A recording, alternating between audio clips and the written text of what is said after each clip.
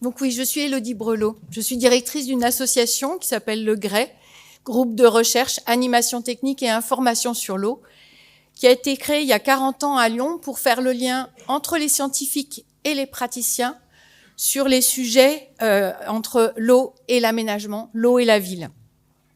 Nos modalités d'action sont l'animation de dispositifs de recherche pluridisciplinaires sur la compréhension du cycle de l'eau et de l'évolution de l'eau dans la ville. On a aussi des groupes de travail technique où on rassemble des agents des collectivités, des bureaux d'études, des personnes qui proposent des solutions pour évoluer ensemble par l'échange d'expériences et élaborer des recommandations plutôt sur la connaissance technique. Et sur la base de ces connaissances scientifiques et techniques, on essaye de formaliser des connaissances, de les diffuser.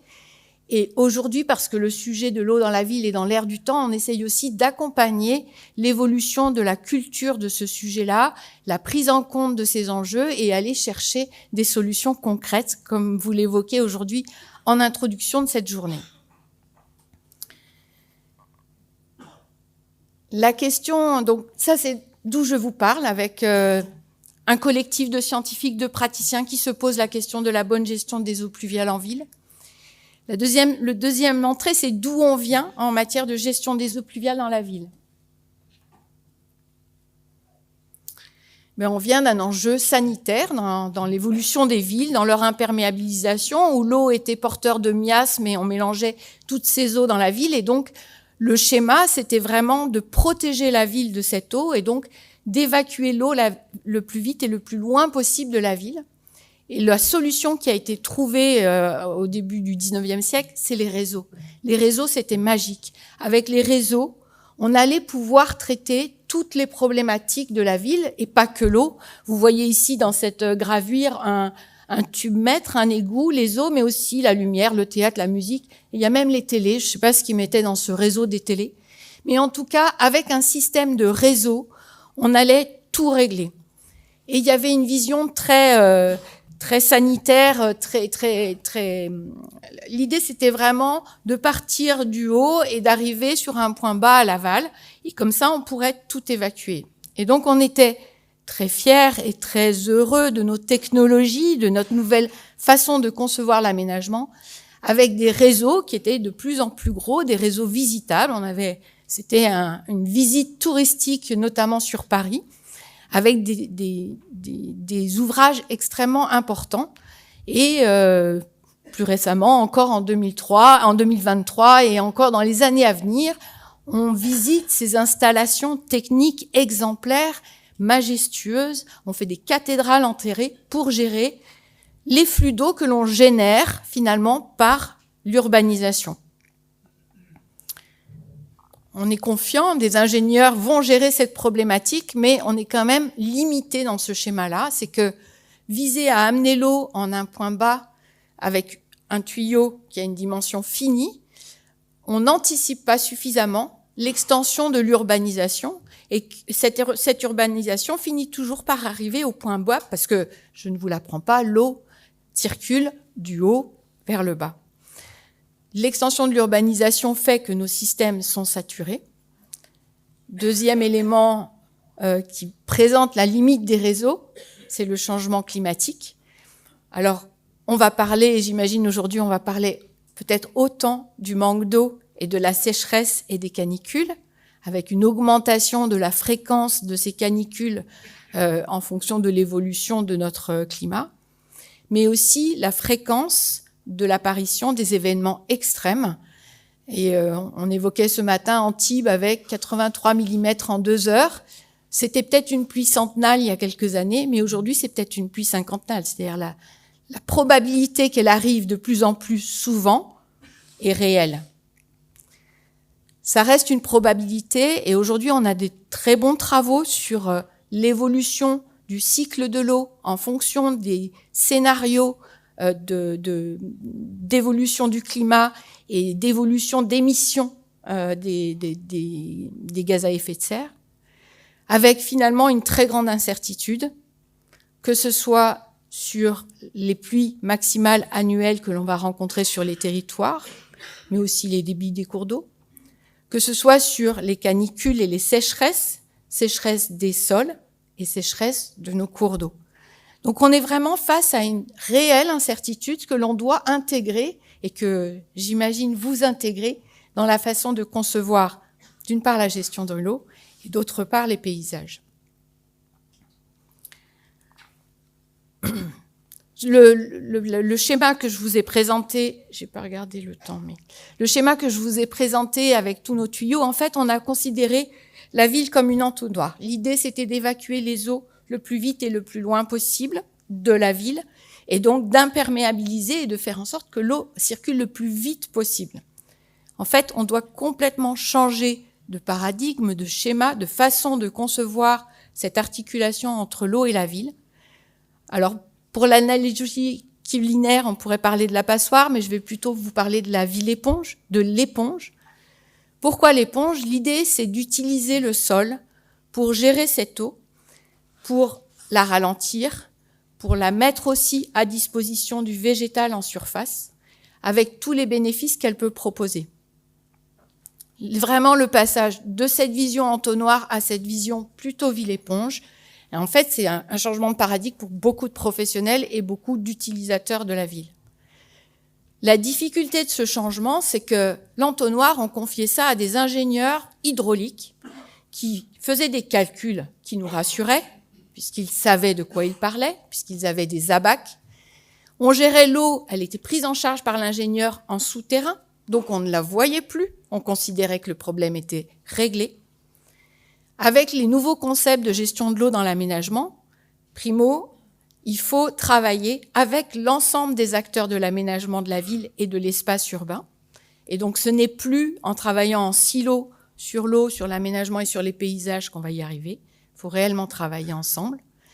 Et une deuxième difficulté, c'est que l'eau devient visible et donc elle va être perçue par tous et elle doit être acceptée par tous. La troisième difficulté, c'est qu'elle est en gestion surfacique, donc elle utilise des surfaces sur la ville, donc il faut lui accorder des surfaces. Et puis enfin, il faut que tout le monde accepte cette eau qui circule dans la ville et qui reste visible en fonction des événements. Du point de vue de l'hydrologue et de la gestion urbaine de l'eau, on a quelles sont les limites de ce système tout tuyau? La première limite, c'est que ça coûte très cher. Et je vous le disais, on voit encore des projets récemment à Marseille où on a inauguré des cathédrales enterrées. À Paris, pour permettre la baignade, on a fait des bassins énormes pour gérer nos événements pluvieux et protéger nos milieux récepteurs de ces rejets.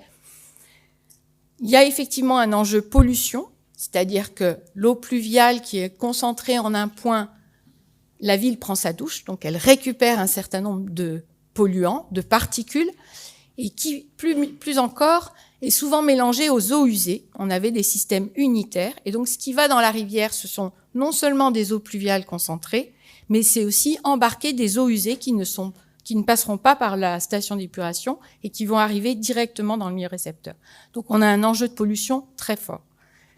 Des réseaux saturés, ils ont une dimension donnée, ils ont été conçus, dimensionnés, avec des puits de projet. Mais aujourd'hui, on a des événements, et même avant, on a des événements qui dépassent la capacité de ces ouvrages et donc qui débordent. On a des obligations réglementaires qui sont assez fortes en matière de gestion des eaux pluviales et gestion de l'assainissement au niveau urbain pour la préservation des milieux récepteurs. Et ces contraintes sont de plus en plus drastiques et elles vont l'être encore plus avec une nouvelle directive européenne. Et il y a un enjeu très fort à réduire les rejets par temps de pluie. Et puis enfin, vous le savez, l'imperméabilisation a complètement appauvri nos sols et donc on a un système qui a perdu de la vie, on a un système urbain minéral et qui n'est plus vivant. Alors, du coup, on va vers cette gestion des eaux pluviales à la source et on a cet objectif en tant que gestionnaire de l'eau dans la ville, sortir du tout tuyau, soulager nos systèmes d'assainissement, mais on a aussi conscience que c'est une autre façon de voir l'eau de pluie. En fait, quand il pleut, on dit « Ah, c'est l'eau c'est la vie », et dès qu'on est dans une rue, on dit « Mais c'est un déchet qu'il faut évacuer plus loin ». Cette eau, elle reste une ressource, et on est persuadé que c'est notamment une ressource pour le végétal. C'est des solutions qui sont beaucoup plus adaptées au changement climatique parce que on va essayer d'utiliser l'étalement de cette eau et donc éviter de la rentrer dans un tuyau. Quand il y a trop d'eau, on peut gérer les débordements et on y reviendra. Et puis quand il n'y a pas assez d'eau, la problématique est différente des tuyaux qui, eux, génèrent d'autres risques, notamment des problèmes d'H2S ou des choses comme ça. Cette eau de pluie utilisée avec le végétal, c'est un atout, selon nous, pour lutter contre les îlots de chaleur urbains, pour favoriser l'évapotranspiration et garder cette eau à disposition. Le soutien à la biodiversité, on est aussi dans des notions de flux et de trame verte, trame bleue, trame brune, et la gestion des eaux pluviales s'inscrit non pas en un point, mais dans un maillage, et donc il participe au développement de cette biodiversité. Et puis on l'espère, on le dit, on le croit. En fait, l'utilisation des eaux pluviales en surface dans des aménagements fondés sur la nature, finalement, améliore la qualité du cadre de vie de nos habitants. Quand on parle de gestion des eaux pluviales à la source, on n'aime pas non plus les listes figées, que ce soit pour le végétal ou que ce soit pour les ouvrages de gestion des eaux pluviales. Et la façon de les définir, c'est par rapport à leur fonctionnalité. La première fonctionnalité qu'on va rechercher en matière de gestion des eaux pluviales urbaines, c'est de ralentir la circulation de l'eau et donc de gérer l'eau de pluie au plus près de là où elle touche le sol. Et du coup, utiliser des ouvrages qui n'ont pas pour vocation d'accélérer et de concentrer les flux. Le deuxième objectif, c'est de stocker cette eau dans des ouvrages ou dans des aménagements et de permettre une restitution ralentie elle aussi. C'est-à-dire que le stockage fait partie des dispositifs permettant de ralentir. Le troisième fondamental, c'est d'infiltrer cette eau. D'infiltrer pour éviter des rejets concentrés sur les milieux surfaciques, mais aussi nourrir les sols et éventuellement recharger nos nappes phréatiques et éviter de priver nos nappes phréatiques de cette ressource qui arrive naturellement. Le quatrième élément, c'est de développer des solutions fondées sur la nature, parce que les recherches le démontrent et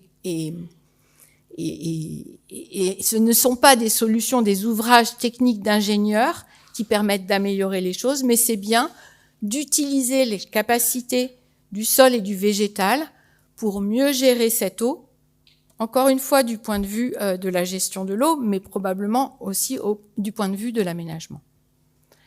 Et enfin, c'est d'accepter la diversité des formes. Ne pas avoir un catalogue, ne pas avoir un stéréotype systématique de la façon dont on va concevoir ces aménagements pour la gestion des eaux pluviales dans les espaces urbains, mais plutôt de rechercher, je le dirai plus tard collectivement, les aménagements qui sont adaptés au site, qui développent des fonctionnalités intéressantes au-delà de la question de l'eau pour que ces aménagements soient le mieux intégrés possible. Donc finalement, gérer l'eau dans la ville, ce nouveau paradigme de la gestion intégrée de l'eau, de la gestion durable, on parlait de techniques alternatives il y a longtemps, on parle plus de solutions à la source aujourd'hui, c'est de miser sur le triptyque eau, sol et végétal. On se dit que les eaux pluviales sont une ressource pour le végétal et que les personnes qui souhaitent développer le végétal en ville, ils trouvent là une ressource. On a une hypothèse forte, c'est que... ça c'est l'hypothèse, puisque je suis pas du domaine du paysage, mais ce qu'on sait, c'est que les solutions végétales, elles facilitent réellement la gestion de l'eau.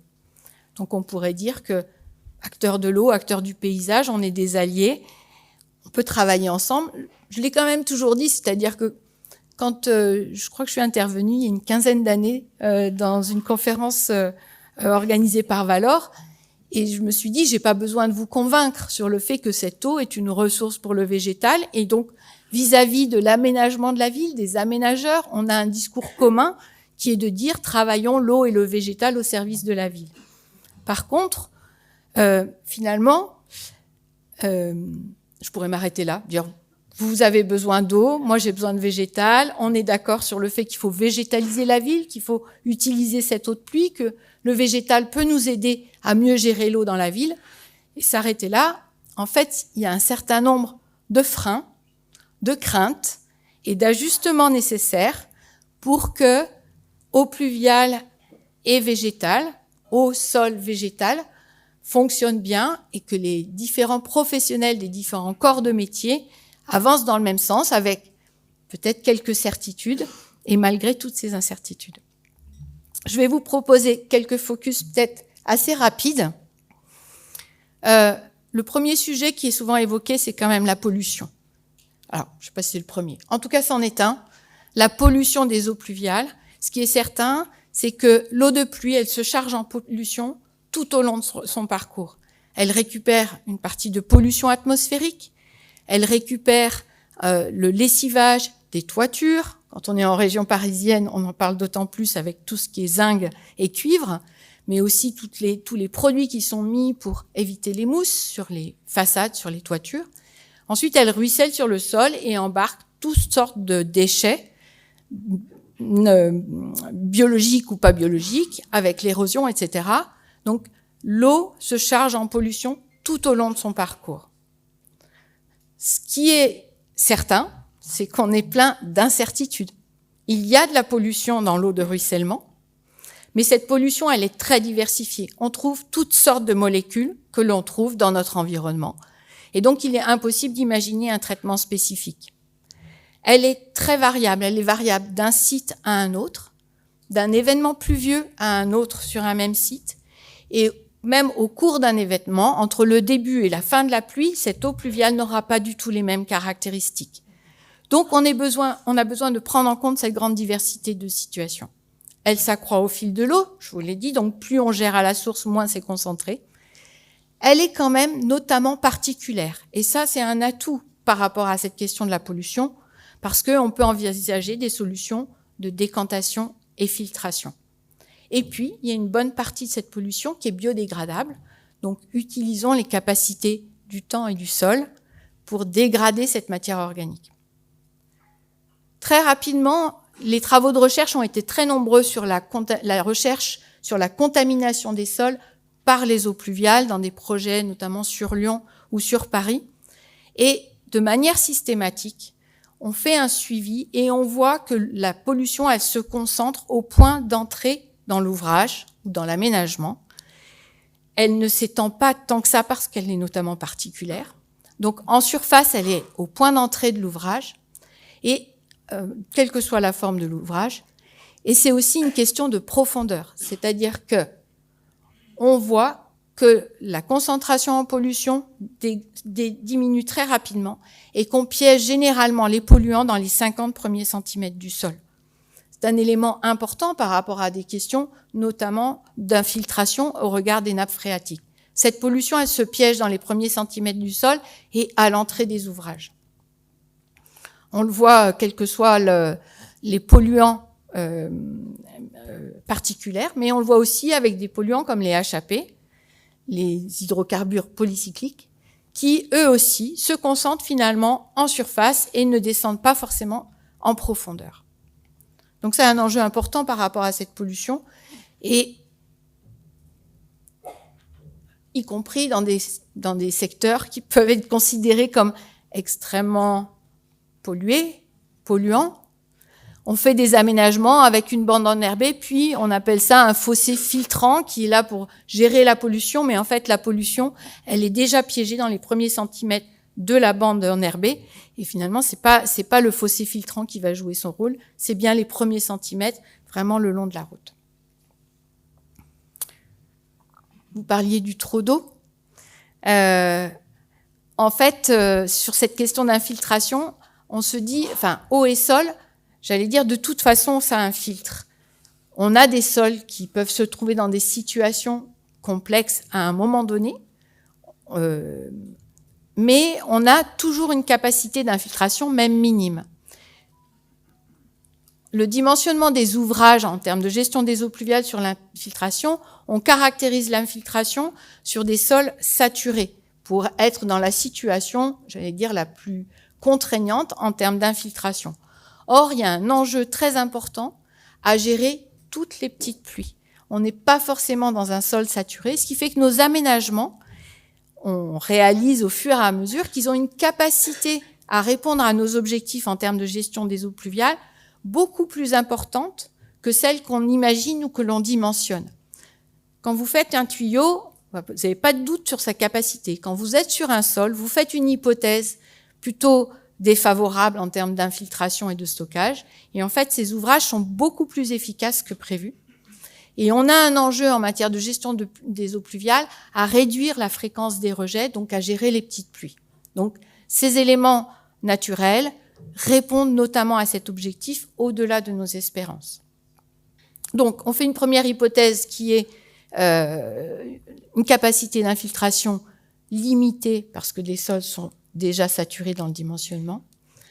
Et après, la question du temps de vidange, du temps d'infiltration, c'est une question de temps, mais c'est surtout une question de rapport de surface. C'est-à-dire, si vous amenez une surface de 40 ou de 100 sur une surface de 1 pour infiltrer, vous allez apporter beaucoup d'eau. Et donc, vous allez avoir un temps de vidange très long.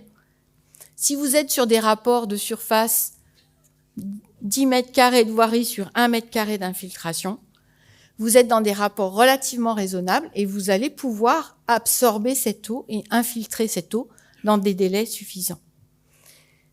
C'est une généralité, tout dépend du contexte et du dimensionnement, mais en fait, ce qui est important quand même, c'est de retenir que la problématique du trop d'eau dans l'aménagement, c'est quand même une question de rapport de surface et de temps accordé pour la vidange de cet ouvrage.